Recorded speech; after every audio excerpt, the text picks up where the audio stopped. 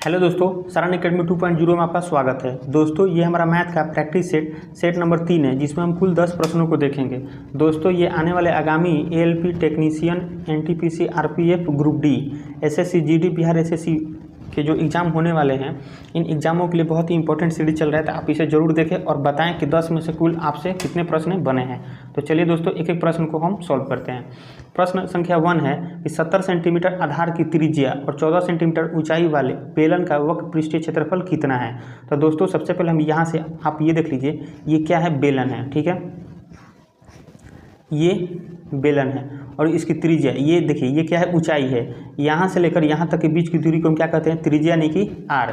ठीक है, उसी प्रकार यहाँ से आप देखिएगा, यहाँ से लेकर यहाँ तक की दूरी को क्या कहते हैं, आर यानी कि त्रिज्या। और ये जो इन दोनों त्रिज्याओं को मिला रहा है, दोनों यानी कि ये जो क्या है, बेलन का ये वृत्त है यानी कि सर्किल है, तो इनके केंद्र से जो ये दूरी मिल रहा है, इसी को हम बोलते हैं ऊंचाई, यानी कि एच से डिनोट करते हैं। तो इसके 3 फार्मूला याद रखिएगा आप दोस्तों, क्योंकि एग्जाम में किसी न किसी फार्मूला से पूछ ही देता है प्रश्न। तो यहाँ से आप देखिएगा, इसका आयतन का फार्मूला क्या होता है, आयतन इज इक्वल टू होता है पाई आर स्क्वायर इंटू एच। ठीक है, पाई आर स्क्वायर इंटू एच। फिर दूसरा फार्मूला होता है वक्र पृष्ठीय क्षेत्रफल, वक्र पृष्ठीय क्षेत्रफल। वक्र पृष्ठीय क्षेत्रफल का फार्मूला होता है दोस्तों 2 पाई आर इंटू एच। तीसरा फार्मूला क्या होता है, संपूर्ण पृष्ठीय क्षेत्रफल, संपूर्ण पृष्ठीय क्षेत्रफल। तो संपूर्ण पृष्ठीय क्षेत्रफल का फार्मूला क्या होता है दोस्तों, तो यहाँ से देखिए, ये दिया हुआ है 2 पाई आर इंटू एच, तो यहाँ से लिखेंगे 2 पाई आर इंटू एच, इसी में 2 पाई आर स्क्वायर जोड़ देंगे। 2 पाई आर स्क्वायर क्या करेंगे, जोड़ देंगे। तो यहाँ से आप देखिएगा, इसे सॉल्व करेंगे तो यहाँ से आप देखिएगा 2 पाई आर, यहाँ पर भी 2 पाई आर, तो कॉमन कर लेंगे। तो 2 पाई आर तो क्या बचेगा, एच प्लस आर। तो यानी कि दोस्तों संपूर्ण पृष्ठीय क्षेत्रफल का फार्मूला क्या होता है, तो 2 pi R into H plus R. तो यानी कि यहाँ से प्रश्न में पूछ रहा है हमें कि वक्र पृष्ठीय क्षेत्रफल कितना है, यानी कि बेलन का वक्र पृष्ठीय क्षेत्रफल। तो यहाँ से देखिएगा दोस्तों, वक्र पृष्ठीय क्षेत्रफल का फार्मूला क्या होता है, 2 पाई आर इंटू एच। तो यहाँ से हम लिखेंगे 2 पाई आर इंटू एच। इसे सॉल्व करेंगे तो 2 पाई का मान कितना होता है, तो 22/7, और आर यानी कि त्रिज्या इसका कितना दिया हुआ है, तो 70 सेंटीमीटर। उसी प्रकार एच यानी कि ऊंचाई कितना दिया हुआ है, तो 14 सेंटीमीटर। फिर इसे सॉल्व करेंगे दोस्तों, तो यहाँ से आप देखिएगा 7 से हम इसे काटेंगे तो 7 दहाँ का 70। ठीक है, और यहाँ से देखिएगा, इसे 22 में 2 से मल्टीप्लाई करेंगे तो 44, और 10 में 14 से करेंगे तो 140। फिर आगे इसे सॉल्व करते हैं दोस्तों, तो देखिए 0, 14 में 4 से करेंगे तो 56 का 6 हासिल 5, 14 चौका 56 और 5 61, यानी कितना आया दोस्तों, 6160, यानी कि क्वेश्चन नंबर 1 का राइट आंसर क्या होगा दोस्तों, ऑप्शन नंबर सी। तो दोस्तों ये 3 फार्मूला आप जरूर याद रखिएगा, क्योंकि बेलन से ये संबंधित प्रश्न है, फार्मूले हैं जो किस रेलवे या एसएससी के किसी न किसी एग्जाम में जरूर प्रत्येक शिफ्ट में एक प्रश्न आते हैं। तो चलिए दोस्तों नेक्स्ट प्रश्न को देखते हैं।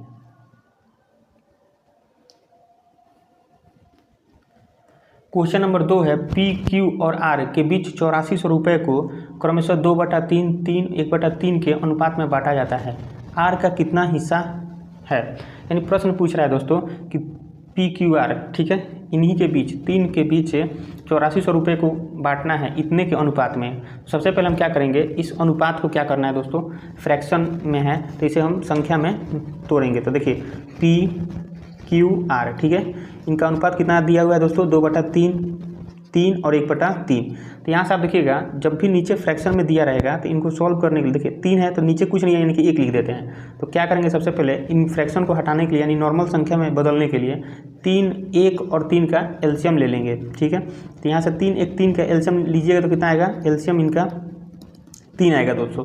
अब क्या करेंगे, इस 3 को पूरे तीनों संख्या में, यानी तीनों अनुपात में मल्टीप्लाई कर देंगे। तो यानी कि इसमें भी 3 से, इसमें भी 3 से, और आर में भी 3 से मल्टीप्लाई करेंगे। तो यहाँ से देखिएगा 3 से ये 3 गया, इस 3 से ये 3 गया। ठीक है, अब इसे देखिए पी का अनुपात कितना हुआ, तो 2, क्यू का कितना होगा, तो 3 में 3 से मल्टीप्लाई करेंगे तो 9।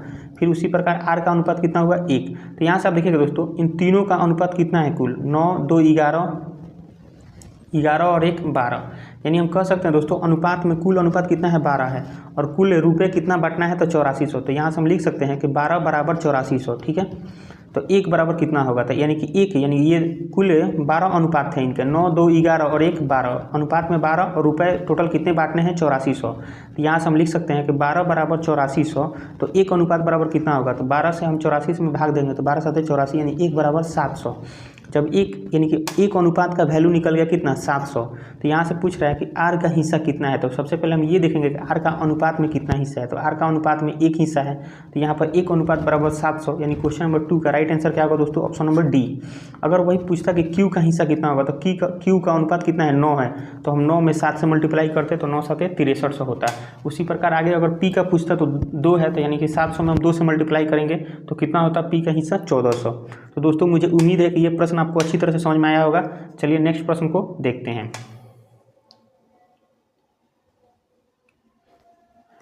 क्वेश्चन नंबर 3 है, अमन 16 दिन में एक सोफा बना सकता है। रेवती के साथ मिलकर काम करते हुए वह काम को 128/17 दिन में पूरा कर सकता है। यदि रेवती अकेले काम करती है तो काम पूरा करने में रेवती को कितने दिन लगेंगे।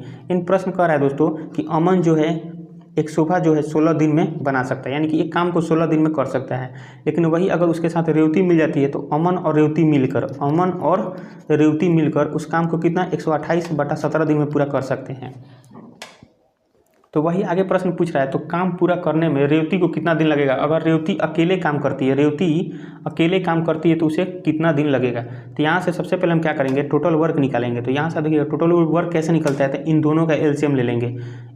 इन दोनों का क्या करेंगे, एलसीएम ले लेंगे। तो एलसीएम देखिए निकालेंगे और फ्रैक्शन में है, तो यहाँ से देखिए 16 के नीचे कुछ नहीं है यानी कि 1 है, और ये फ्रैक्शन में है तो ऊपर वाले का एलसीएम लेते हैं और नीचे वाले का HCF।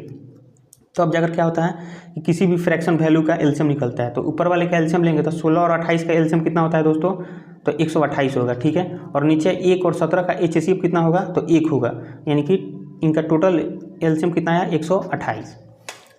तो ये था दोस्तों, ये टाइम यानी कि समय था, ठीक है। हमें क्या निकालना है, क्षमता, इफिशियंसी निकालना है। तो देखिए क्षमता निकालने के लिए क्या करेंगे, समय से हम यहाँ पर टोटल वर्क में भाग दे देंगे। एक दोस्तों यहाँ से एक फॉर्मूला याद रखिएगा कि क्या होता है, टोटल वर्क बराबर, यानी कि टोटल वर्क बराबर क्या होता है, समय टाइम गुने क्षमता, यानी इफिशियंसी टाइम गुने क्षमता। तो यहाँ से आप देखिए टोटल वर्क दिया हुआ है, ठीक है, और यहाँ समय दिया हुआ है। तो हमें क्षमता निकालना यानी इफिशियंसी निकालना, तो टोटल वर्क में हम इस टी से भाग दे देंगे तो हमें क्षमता निकल जाएगा। तो उसी प्रकार यहाँ पर टी कितना दिया हुआ है 16 और टोटल वर्क कितना है 128। तो 16 में 128 से हम भाग देंगे तो कितना होगा 8, 16 8 128 होता है।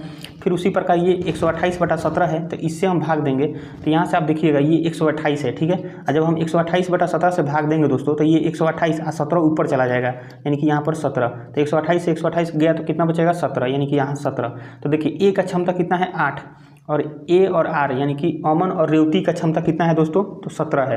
तो यहाँ से हमें रेवती अकेला काम कितना दिन में कर सकती है, तो रेवती का क्षमता निकालेंगे।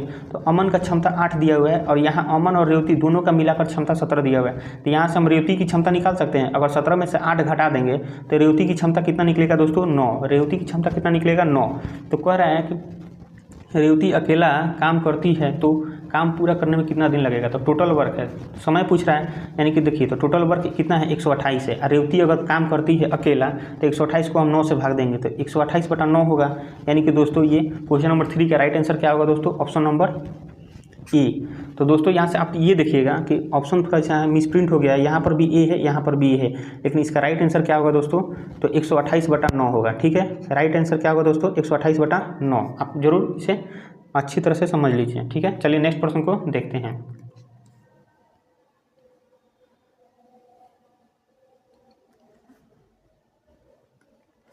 क्वेश्चन नंबर 4 है, यदि 72 यानी कि 72 जिल्दसाज 720 पुस्तकों की जिल्दबंदी 22 दिन में कर सकते हैं तो 12 दिन में 660 पुस्तक की जिल्दबंदी करने के लिए कितने जिल्दसाजों की आवश्यकता होगी।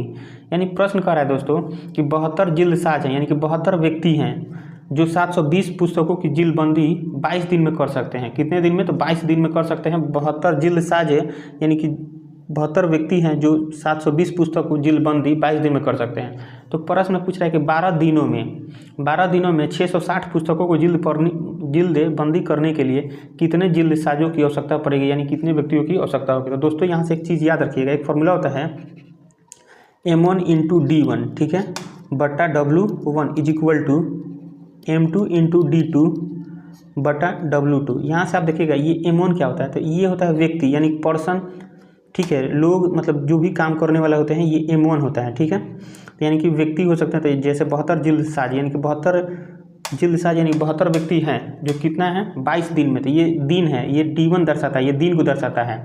और यहाँ ये W1 जो है ये वर्क यानी कि काम को दर्शाता है। तो चलिए इसको सॉल्व करते हैं। तो M1 यानी कि 72 जिल्द साज है, तो यहाँ से लिखेंगे 72। D1 यानी कि पहला, यहाँ से देखिएगा 22 दिन यानी कि 72 जिल्द साज मिलकर किसी काम को 22 दिन काम करते हैं, तो टोटल कितना 772 पुस्तक का जिल्द लगाते हैं, ठीक है। तो फिर उसी प्रकार आगे पूछ रहा है, तो 12 दिन में यानी कि 12 दिन यानी कि ये दूसरा हो गया D2 हो गया, तो यहाँ पर लिखेंगे 12, ठीक है, इंटू 660 पुस्तक की जिल्दबंदी करने के लिए कितने जिल्द साजों की आवश्यकता होगी, यानी कि कितने व्यक्तियों की आवश्यकता होगी यानी जिल्द लगाने के लिए। तो यानी कि हमें यहाँ से क्या पूछ रहा है दोस्तों, M2 निकालना है। तो यहाँ से देखिएगा कितना 660 पुस्तक यानी कि कितने काम किए गए हैं, तो 660 पुस्तक को जिल्दबंदी करना है, तो यहाँ से लिखेंगे 660, ठीक है दोस्तों। तो यहाँ से आप देखिएगा 1 0 से ये 1 0 गया, 72 से ये 72 गया, ठीक है। फिर अब काटेंगे आगे, तो 6 दूनी 12 और 11 छक 66। फिर यहाँ से आप देखिएगा इस 2 से हम इस 22 को काट सकते हैं 11 बार में, फिर ये 11 उधर चला जाएगा, तो यहाँ से हम लिख सकते हैं क्या, M2 = कितना होगा 121, यानी कि ये 11 जाकर इसमें मल्टीप्लाई हो जाएगा, ठीक है दोस्तों। तो यानी कि M2 = कितना है 121, यानी कि 12 दिन में 660 पुस्तकों की जिल्दबंदी करने के लिए जिल्द साजों की आवश्यकता कितनी होगी, तो 121 जिल्द साज चाहिए, यानी 121 व्यक्ति चाहिए, ठीक है। तो क्वेश्चन नंबर 4 का राइट आंसर क्या होगा, ऑप्शन नंबर बी। चलिए दोस्तों नेक्स्ट प्रश्न को देखते हैं। क्वेश्चन नंबर 5 है, एक व्यापारी अपने सामान को क्रय मूल्य से 50% अधिक पर अंकित करता है और 20% की छूट देने के बाद व्यापारी को कितने प्रतिशत का लाभ होता है, ये बताना है। तो दोस्तों देखिए, एक व्यापारी है जो अपने सामान को क्रय मूल्य से 50% अधिक पर अंकित करता है। जैसे मान लीजिए यहाँ पर ये क्रय मूल्य CP दिया हुआ है और यहाँ पर MP यानी कि मार्केट प्राइस दिया हुआ है। तो कह रहा है कि एक व्यापारी अपने सामान को क्रय मूल्य से 50% अधिक अंकित करता है। अंकित यानी कि मार्केट प्राइस यानी कि मार्क प्राइस भी कह सकते हैं दोस्तों इसको। तो यहाँ से देखिएगा, अगर हम मानते हैं कि अगर उसका क्रय मूल्य 100 रुपये है, क्रय मूल्य कितना है तो 100 रुपये है, तो 50% अधिक यानी कि 100 का 50% 50 होगा तो अधिक, तो 100 में हम 50 जोड़ेंगे तो कितना होगा 150, ठीक है, 150 रुपये हुआ, यानी कि 100 रुपया था वो 150 रुपये अंकित कर दिया। अब आगे कह रहा है कि 20% छूट देने के बाद व्यापारी को कितने प्रतिशत का लाभ होगा। तो देखिए छूट व्यापारी किस पर देगा, तो जो उस पर मार्क प्राइस होता है उसी पर छूट देगा। 20% का छूट दे रहा है दोस्तों, तो यहाँ से आप देखिएगा कोई भी संख्या अपने आप में 100% होती है, ठीक है। जब 20% छूट दे रहा है यानी कि 80% में बेच रहा है, तो हम 150 का 80% निकाल देंगे, यानी कि यहाँ से 180/100, तो 1 0 से 1 0, यहाँ से 1 0 से ये 1 0 गया, ठीक है। इसे सॉल्व करेंगे तो 15 8 कितना होगा दोस्तों 120। तो यहाँ से आप देखिएगा ये 100 से 15 8 कितना होगा 120, तो 100 से देखिएगा ये 120 है, यानी कितना ज़्यादा है तो 20 रुपये ज़्यादा है। तो वही पूछ रहा है कि कितना प्रतिशत का लाभ होगा। तो देखिए 100 पर जितना प्रतिशत 100 से जितना ज़्यादा दिखा है उतना प्रतिशत लाभ होता है, यानी कि 100 से 20 ज़्यादा है, यानी कि 20% लाभ होगा। यानी क्वेश्चन नंबर 5 का राइट आंसर क्या होगा दोस्तों, ऑप्शन नंबर ए। ये 20% कैसे होगा, देखिए दोस्तों क्रय मूल्य प्रतिशत निकालने के लिए फॉर्मूला क्या होता है, प्रतिशत, अगर लाभ प्रतिशत निकालना है तो फॉर्मूला होता है कि नीचे क्रय मूल्य CP, तो CP कितना दिया हुआ है 100 और लाभ कुल लाभ कितना है 20, अब प्रतिशत निकालने के लिए हम 100 से गुना करेंगे, तो 100 से 100 गया, बचा कितना 20, तो 20%, यानी कि आंसर क्या होगा दोस्तों इसका 20%। वही अगर 40 होता तो 40%, यानी 100 से जितना ज़्यादा होगा उतना प्रतिशत वो होगा लाभ, ठीक है। तो अब देखिए दोस्तों, अगर यहाँ पर आप सोचिएगा कि 100 ही क्यों माने, तो 100 के अलावा आप कुछ भी मान सकते हैं। ऐसा नहीं कि 100 पर अगर ये आंसर आता है तो दूसरा मानेंगे तो उस पर अलग दूसरा आंसर आएगा। तो यहाँ से आप देखिएगा कि अगर हम इसे मान लीजिए अगर 100 CP अगर हम 60 मानते हैं, CP 60 मानते हैं तो मार्केट प्राइस कितना होगा 50% अधिक। प्रश्न कर रहा है कि क्रय मूल्य से 50% अधिक अंकित करता है, तो यानी 60 का 50% कितना होगा, तो 50% यानी कि आधा, 60 का आधा 30 होता है और अधिक है, तो 60 और 30 कितना होगा दोस्तों 90, और 90 का यहाँ से कह रहा है कि 20% छूट देने के बाद, तो 90 पर 20% का छूट देंगे यानी कि 80% पर ही बेचा गया है, तो यहाँ से हम निकालिएगा 80/100, तो 1 0 से 1 0 गया, ये 1 0 से 1 0, तो 9 में 8 से मल्टीप्लाई करेंगे तो 9 8 72, ये 60 से कितना ज़्यादा है तो 12 ज़्यादा है। तो उसी प्रकार हमें लाभ प्रतिशत निकालना है, इनका प्रतिशत लाभ पूछ रहा है। तो यहाँ से आप देखिएगा नीचे क्रय मूल्य, जैसे क्रय मूल्य यहाँ पर 100 लिखे थे, क्रय मूल्य 100 माने थे, तो यहाँ पर 60 माने तो यहाँ पर 60 लिखेंगे, ठीक है। उसके बाद कुल लाभ कितना है, यहाँ पर देखिएगा 100 और 120 के बीच में कुल लाभ 120 था, यहाँ 60 और 72 के बीच में कुल लाभ कितना है 12 है। अब प्रतिशत निकालने के लिए 100 से मल्टीप्लाई करेंगे, तो देखिए 12 से काटेंगे तो 12 5 60 और 5 से काटेंगे तो 20 5 100, यानी देखिए तो यहाँ पर भी तो कितना आया 20% ही आंसर आया। यानी 5 का राइट आंसर क्या होगा, ऑप्शन नंबर ए होगा। देखिए आप कुछ भी मान सकते हैं, ठीक है, CP आप कुछ भी यहाँ पर मान सकते हैं, लेकिन याद रखिएगा 100 मानने से आसानी ये होता है कि 100 मान लिए तो काटने में हमें 0 0 मिलेगा तो आसानी से हम काट सकते हैं, इसीलिए 100 मान कर ही चला जाता है जब भी मानना हो तो प्रतिशत में। चलिए नेक्स्ट प्रश्न को देखते हैं।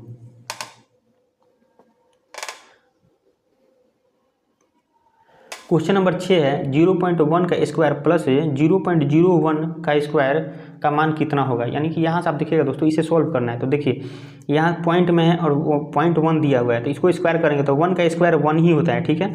और 1 के बाद यानी कि अंक के बाद कितने दशमलव हैं, तो एक दशमलव है, तो जब स्क्वायर करने के बाद 2 अंक के बाद दशमलव बैठा देते हैं, यानी कि यहाँ से एक 0 बैठाएंगे और यहाँ दशमलव देंगे, ठीक है। फिर उसी प्रकार आगे इसे सॉल्व करेंगे तो इसको भी स्क्वायर 1 का स्क्वायर 1 ही होता है, लेकिन यहाँ पर देखिएगा 2 अंक के बाद दशमलव दिया हुआ है, तो यहाँ पर 1 अंक के बाद दशमलव था तो 2 अंक के बाद दशमलव होगा, और यहाँ पर 2 अंक है तो 4 अंक के बाद दशमलव होगा। तो यानी कि यहाँ पर हम इसे 4 अंक पुराएंगे, तो देखिए 4 अंक हो गया और दशमलव फिर 0। अब इसे जोड़ेंगे तो यहाँ से आप देखिएगा जोड़ेंगे तो देखिए कैसे जोड़ा जाता है, दशमलव आमने सामने होना चाहिए। जैसे मान लीजिए 0.01 है, फिर उसी प्रकार ये दशमलव यहाँ पर रखेंगे, इस दशमलव के बाद कितने 4 अंक है तो 0 0 0 1, फिर इधर 0। अब इसे जोड़ेंगे तो यहाँ से आप देखिएगा दोस्तों, जोड़ेंगे तो यहाँ से 0.101 होगा, ठीक है दोस्तों, यानी कि 0.0101। तो यानी कि राइट आंसर क्या होगा दोस्तों, क्वेश्चन नंबर 6 का राइट आंसर होगा ऑप्शन नंबर बी। चलिए दोस्तों नेक्स्ट प्रश्न को देखते हैं। क्वेश्चन नंबर 7 है एक वस्तु का अंकित मूल्य उसके क्रय मूल्य से 60% अधिक है, ठीक है। यदि उस वस्तु पर 20% की छूट दी जाती है तो लाभ प्रतिशत कितना होगा। देखिए दोस्तों यही प्रश्न हम आगे भी देखे थे, पीछे भी देखे थे, तो चलिए इसको सॉल्व करते हैं। तो यहाँ पर भी हम देखिए कुछ भी मान सकते हैं, लेकिन 100 ही मानिएगा। क्रय मूल्य जब भी माना जाता है तो 100 मानने से क्या होता है, काटने में आसानी होगी। तो यहाँ से CP मान लेते हैं 100, ठीक है। तो कह रहा है कि एक वस्तु का अंकित मूल्य उसके क्रय मूल्य से 60% अधिक है। तो यहाँ से आप देखिएगा अंकित मूल्य यानी कि मार्केट प्राइस यानी कि MP 60% अधिक है। तो देखिए 60% यानी 100 पर जब भी कहे, जितना अधिक या जितना कम कहे हम 100 में ही जोड़ देंगे। 60% अधिक यानी कि 60 इसमें हम क्या करेंगे, जोड़ देंगे। तो देखिए कैसे, तो यहाँ से देखिए 160 हो गया मार्केट प्राइस। कैसे होगा, तो देखिए मान लीजिए अगर क्रय मूल्य 100 है तो 60% अधिक अंकित करता है। 60% अधिक यानी कि 160 बटा 100, तो यहाँ से 2 जीरो से 2 जीरो काटेगा तो कितना है 160, यानी कि 160 हुआ। फिर उसी प्रकार आगे करें, यदि इस पर हम 20% की छूट दी जाती है, 20% की छूट यानी कि दोस्तों 80% में ही बेच रहा है, तो 80 बटा 100, तो लाभ प्रतिशत कितना होगा, लाभ प्रतिशत में पूछ रहा है। तो यहाँ से आप देखिएगा 2 जीरो है तो 1 जीरो से ये 1 जीरो, 1 जीरो से ये 0, तो 16 में हम 8 से करेंगे तो 16 8 कितना होता है दोस्तों 128, यानी कि 100 से 128 कितना ज़्यादा है, तो 28 ज़्यादा है, यानी कि प्रतिशत में लाभ कितना होगा 28% होगा, 28%। यानी क्वेश्चन नंबर 7 का राइट आंसर क्या होगा दोस्तों, ऑप्शन नंबर बी। तो देखिए एक बार और बताते हैं कि लाभ प्रतिशत निकालने का फॉर्मूला क्या होता है दोस्तों, कुल लाभ होता है, ठीक है। कुल लाभ बटा क्रय मूल्य यानी कि CP गुने 100। तो यहाँ से आप देखिएगा कुल लाभ कितना दिया हुआ है, तो कुल लाभ दिया हुआ है 28, ठीक है। कुल लाभ यानी 100 से 128 हुआ, यानी कुल लाभ 28 हुआ। क्रय मूल्य कितना माने हैं हम 100, प्रतिशत निकालने के लिए 100 से मल्टीप्लाई करेंगे, 2 जीरो से 2 जीरो, तो बचा कितना 28, यानी कि 28%, ठीक है दोस्तों। तो मुझे उम्मीद है कि ये प्रश्न आपको अच्छी तरह से समझ में आएगा दोस्तों। इस प्रकार के 2 प्रश्न हम सॉल्व कर चुके। चलिए नेक्स्ट प्रश्न को देखते हैं। क्वेश्चन नंबर 8 है 9000 की राशि 80% की वार्षिक दर से चक्रवृद्धि ब्याज अर्धवार्षिक रूप से संयोजित पर उधार दिए जाते हैं, तो 12 महीने का चक्रवृद्धि ब्याज कितना होगा। यानी प्रश्न कर रहा है दोस्तों कि 9000 की राशि है, 80% की वार्षिक है, चक्रवृद्धि ब्याज अर्धवार्षिक रूप से संयोजित पर उधार दिए जाते हैं, तो 12 महीने का चक्रवृद्धि ब्याज क्या होगा। तो यहाँ से आप देखिए दोस्तों, जब अर्धवार्षिक कह दिया ना, अर्धवार्षिक का मतलब होता है आधा, वर्षों का आधा, यानी कि अगर एक वर्ष में 12 महीना होता है तो यानी कि 6 महीने का बात कर रहा है, यानी कि 6 महीना मानना है, ठीक है। 6 महीना को एक वर्ष मानना है। तो आप यहाँ से ये देखिएगा, सबसे पहले हम यहाँ से R और T निकालेंगे, ठीक है दोस्तों, R और T। तो देखिए कैसे निकाला जाता है, तो यहाँ से आप देखिएगा 80% है, तो यहाँ 80% वार्षिक दर, ये क्या कर रहा है वार्षिक दर, यानी कि एक वर्ष की बात कर रहा है। ये जो 80% एक वर्ष का बात कर रहा है, और यहाँ पर कह रहा है कि हमें जो है चक्रवृद्धि ब्याज अर्धवार्षिक रूप से निकालना है। अर्धवार्षिक यानी कि आधे महीना यानी आधे वर्ष का बात कर रहा है। तो आप यहाँ से देखिए जो 80% है वो एक वर्ष के लिए है, एक वर्ष यानी कि 12 महीना, 12 महीना के लिए 80% वार्षिक दर है। तो यहाँ से एक महीना के लिए कितना होगा, तो 80 बटा 12, ठीक है। उसी प्रकार 6 महीने का अर्धवार्षिक कितने का होता है, तो 6 महीने का होता है, तो यानी कि 6 महीने का प्रतिशत दर कितना होगा, तो 80/12 गुने 6, तो 6 से काटेंगे तो 6 दूनी 12 और 2 से काटेंगे तो 40, यानी कि 40 दूनी 80, यानी कितना आया प्रतिशत दर, तो 40, यानी कि हमारा रेट दर कितना होगा, 40% होगा, ठीक है। उसी प्रकार समय, तो 12 महीने का चक्रवृद्धि ब्याज पूछ रहा है, 12 महीने का, और अर्धवार्षिक है, अर्धवार्षिक यानी कि 6 महीने का बात हो रहा था, 6 महीना का 1 वर्ष मानेंगे, तो 12 महीने को कितना वर्ष मानेंगे, 2 वर्ष, यानी कि 2 ईयर मानेंगे कि 12 महीना को। देखिए दोस्तों, बताने के लिए तो हम डायरेक्ट बता देते हैं कि 80%, जब अर्धवार्षिक करें तो प्रतिशत दर को आधा कर देंगे तो 40 हो जाएगा, वर्ष को हम क्या करेंगे, आधा कर देंगे, यानी 6 महीना को 1 वर्ष मानेंगे, तो 12 महीना यानी कि इसमें 2 वर्ष हो जाएगा, 6 महीना का 2 वर्ष हो जाएगा, तो यानी कि 2 ईयर मान लिए, ठीक है दोस्तों। 2 ईयर समझाने के लिए तो यहीं से समझा देते हैं, लेकिन ये था कॉन्सेप्ट क्लियर करना, ठीक है दोस्तों। ये कैसे हुआ, तो ये 40% हुआ तो कैसे हुआ, 2 ईयर हुआ तो कैसे हुआ। अब चलिए हमें क्या निकालना है, चक्रवृद्धि ब्याज निकालना है, चक्रवृद्धि ब्याज। तो देखिए, जब भी चक्रवृद्धि ब्याज निकाला जाता है तो इसको हम सक्सेसिव निकाल देंगे, प्रतिशत दर का क्या निकालेंगे, सक्सेसिव। जैसे 2 वर्ष के लिए तो 40 प्लस 40 प्लस 40 इंटू 40/100, तो यहाँ से देखिएगा 1 जीरो से ये 1 जीरो गया, 1 जीरो से ये 1 जीरो गया, 40 में हम 40 यानी कि 80, अब प्लस 4 में मल्टीप्लाई करेंगे, 4 से तो 16, यानी कि टोटल कितना 96%, यानी कि पूरा 2 वर्ष का दर, यानी कि 2 वर्ष का चक्रवृद्धि ब्याज कितना निकला, 96%। तो मूलधन कितना है, 9000 है, तो मूलधन 9000 है दोस्तों, तो इसका हम 96% निकाल देंगे, कितना निकालेंगे, 96%, यानी ब्याज दर 96% निकाल देंगे, तो 2 जीरो से 2 जीरो गया दोस्तों, बचा 1 जीरो, तो यहाँ पर लिखेंगे 9 से मल्टीप्लाई करेंगे, तो 9 छक 54 का 4 हासिल 5, 9 में 9 से करेंगे तो 81, 81 और 5 कितना होता है 86, यानी कि कुल चक्रवृद्धि ब्याज कितना होगा दोस्तों, 8640, 8640, यानी क्वेश्चन नंबर 8 का राइट आंसर क्या होगा दोस्तों, ऑप्शन नंबर डी। तो दोस्तों मुझे उम्मीद है कि ये प्रश्न आपको अच्छी तरह से समझ में आया होगा। चलिए नेक्स्ट प्रश्न को देखते हैं।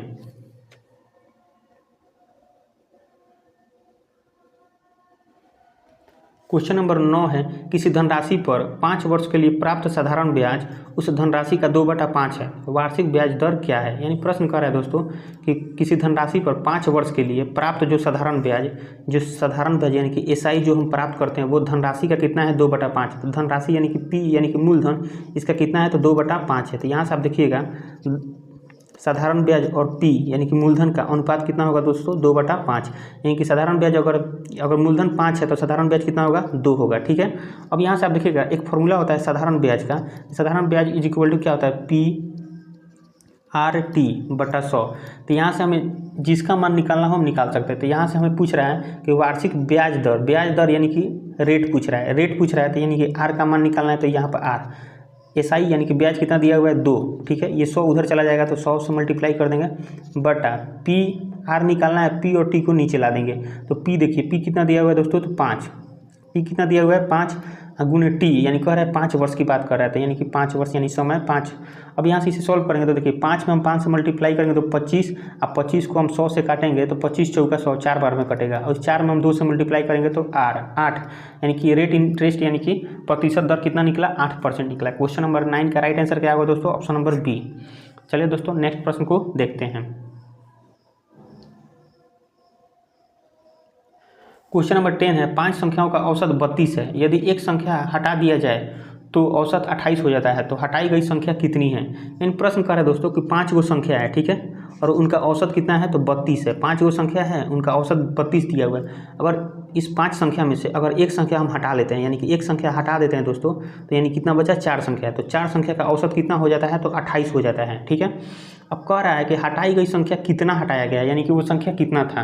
तो आप देखिएगा, अगर मान लीजिए अगर 32 औसत है, अगर हम 32 ही संख्या उसमें से हटाते, 32 यानी एक संख्या निकालते जो 32 होता, ठीक है, तो वो औसत में कोई परिवर्तन नहीं होता, औसत 32 ही आता है। लेकिन यहाँ से औसत कितना है, 28, यानी कि औसत कितना कम हो जा रहा है दोस्तों, तो -4 है, यानी कि औसत 4 कम हो रहा है, यानी कि वो कुछ 32 से ज़्यादा ही, यानी कि 32 संख्या से ज़्यादा वाला संख्या निकला होगा।